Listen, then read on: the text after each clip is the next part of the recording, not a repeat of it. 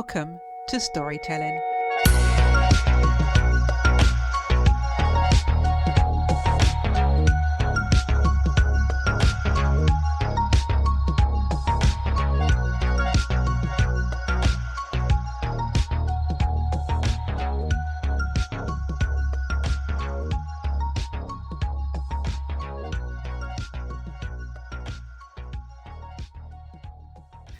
This week's guest is passionate about the benefits to living an intentional life through crossing items off his bucket list and helping others to do the same.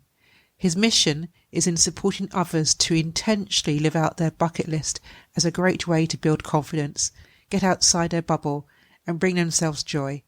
He recently completed a 3-month journey travelling around the world to cross items off his bucket list, and today he is featured on his podcast. Please welcome Roger Williams. Hello, Roger, and welcome to the podcast. Thanks, Debbie. I'm honored to be here. Roger, what are the key things to consider when creating a bucket list? Yeah, I think a lot of times folks forget to set an intention for their lists. We just go about our business and put all these things we think are supposed to be on the list, yet we forget to remember, why am I doing this?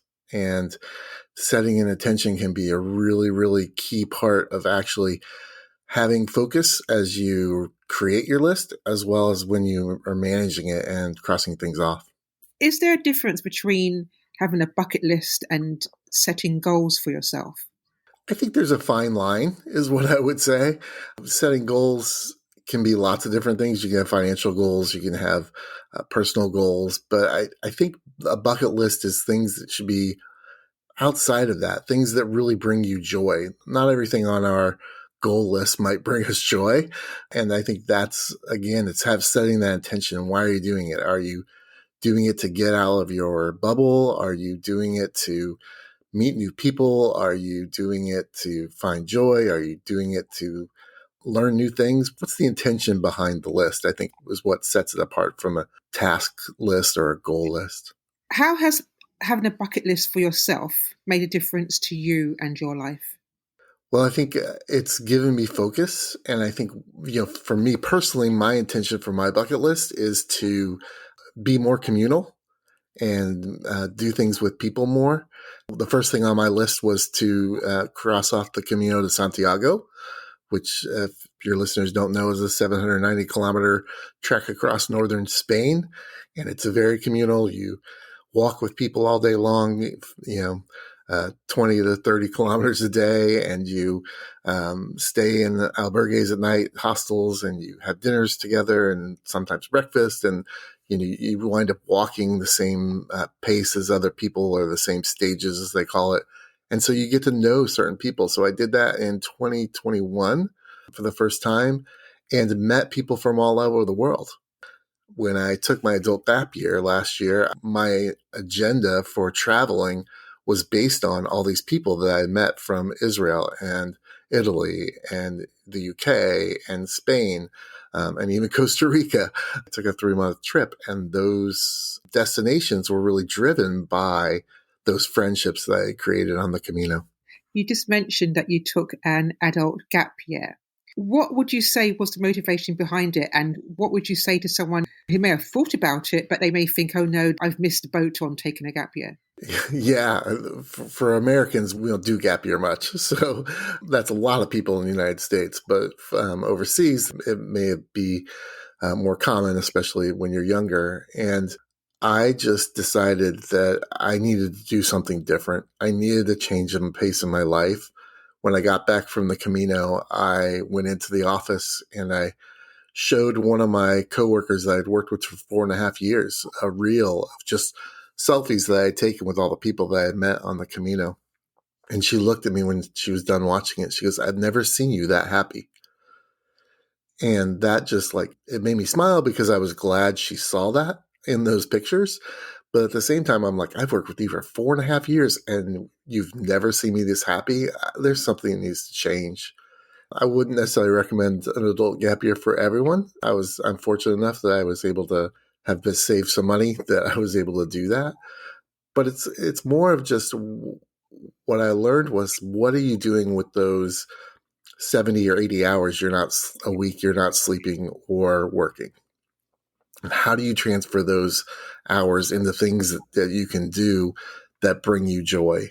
And for me, that was taking my bucket list and looking at it and saying, okay, well, what am I going to do? What am I not going to wait for anymore? What's going to bring me joy and happiness? And I'm going to just go out and do those things.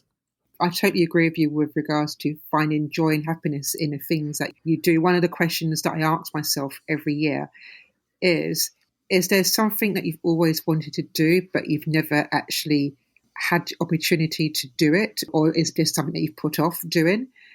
If there's something that I can say yes to, then I try and go out and do it. I think for me, it's about finding those bits of joy that not necessarily are crowd pleasers. It's pleasing to you. Exactly. Right. And that's what, when people ask in the States, people would ask me, what's in a gap year? What do you do? And I'm like, the easiest way to explain it, since we don't really do it much here, is I'm just going to go do things that bring me joy. And sometimes that's saying no to stuff too. Sometimes that's saying I'm not going to do that, or I'm not going to do this because it doesn't bring me joy. And I think we're the only ones, like you said, that things that make you happy, we're the only ones that can make ourselves happy. We can't rely on other people. We can't rely on other groups. We have to do it ourselves, and we have to be engaging in things that are special to us. Again, that's part of the setting the intention, right? What is it that's going to bring you joy? What's going to make you happy? And do that. I think another thing you were kind of talking about was that, your list to me is a living document, right? It's not one static thing and you just write it down and that's it. You put things on the list, you cross things off the list, and you can also take things off the list where if it's no longer appealing or it might not bring you joy or it doesn't fit your intention anymore, you can take it off. It's okay. There's no bucket list police out there trying to make sure you cross every item off or there's something wrong with you. It's a living document. Has the feedback been from some people that they may feel as though their bucket list maybe looks a bit selfish? Sure. Yeah. There's the issue of it being selfish. And then there's also the issue of it just being consumeristic, that and not just in that you're buying things, is that you're consuming the world. And so a lot of times you can look at travel as selfish, right? You have to get a permit to get up to Machu Picchu right now. And there's issues with Australia and the Great Barrier Reef that it may not be there very much longer because it's overused. And so there's some people that look at a bucket list and people that live a bucket list lifestyle and say, oh my gosh, you're just using up everything. You're just taking, and taking, or you're trying to keep up with the Joneses, as we say over here in the States, and just have things and do things for no purpose. And that's why I keep going back to it, setting that attention. Why do you want to go to Machu Picchu? Why do you want to go to Hawaii? Why do you want to go to some of these places where, the resources are slim and indigenous people are getting used in the process? Why do you want to do it? And if you have a good reason, I'm not against travel. If you have a good reason that you want to learn something, or you want to contribute, or you want to give back, or you want to volunteer, then great. Those are great reasons to want to go someplace. But really, again, setting the attention of why am I doing this? Am I doing it just because everybody else on Instagram is doing it? Or am I doing it because it has meaning for me? And that you can be able, if someone challenge you, can you say what that meaning is, and can you come back on it?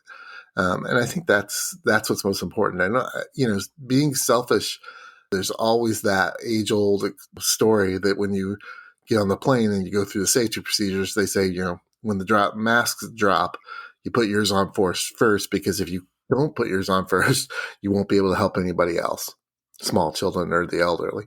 And so that's the way I kind of look at it, from a standpoint of I need to take care of myself so that I can be a better partner, so that I can be a better son, so that I can be a better brother and friend. And when I'm healthiest and happiest, that's when I'm able to be the best version of me.